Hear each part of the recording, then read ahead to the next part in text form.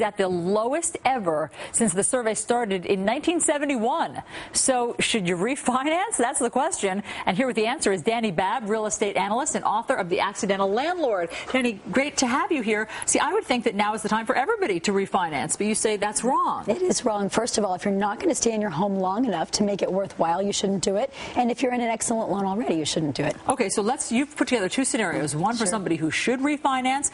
Let's look at the calculation for somebody for whom it makes sense. Absolutely. Well, first of all, let's say your loan is $400,000 and your interest is about 7%. You got something maybe a couple years ago and you're in the prime market.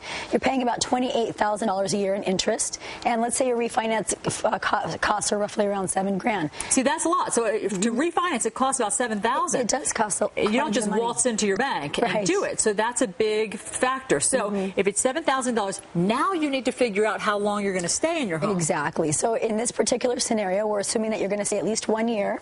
You're going to save $7,000 in interest, and therefore it's a wash. So why not go ahead and do it? Okay. The next one is somebody who should not refinance. Let's take a look at that full screen. This is somebody who owes $300,000, and they have a pretty good rate, right? About 6% rate in this particular case, which is about $18,000 a year just in interest alone. And then we can assume that their refinances are about $5,000. And right now, in this type of loan, this would be a conventional price, about 5.25%, which means that they're now going to pay about $15,750 a year in interest.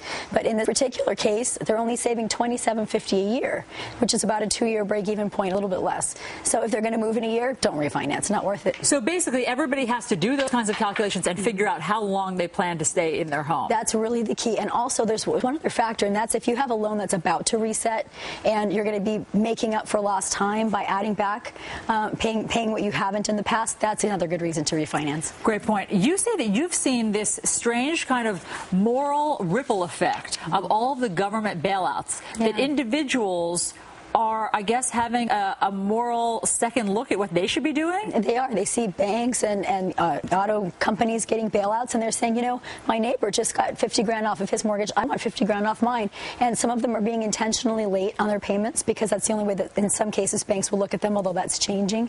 Many of them are doing what we call buy and bail. They're buying their next home while they have good credit, and then as soon as they get into that home, they know they're going to be in it for 7 years. They let the other one go back to the bank. That's incredible. It is. I mean, so in other words, people are saying, if everybody else is getting bailed out, why not me? Right, exactly. All right, Dani Babb, again, great advice for us. Where can people go? I guess I can put some of your suggestions and those full screens on my blog so that people can look at that more closely. And you can go to my website at drdaniellebabb.com. Fantastic. Thanks so much for being here. All right, meanwhile, the world's greatest longboard surfer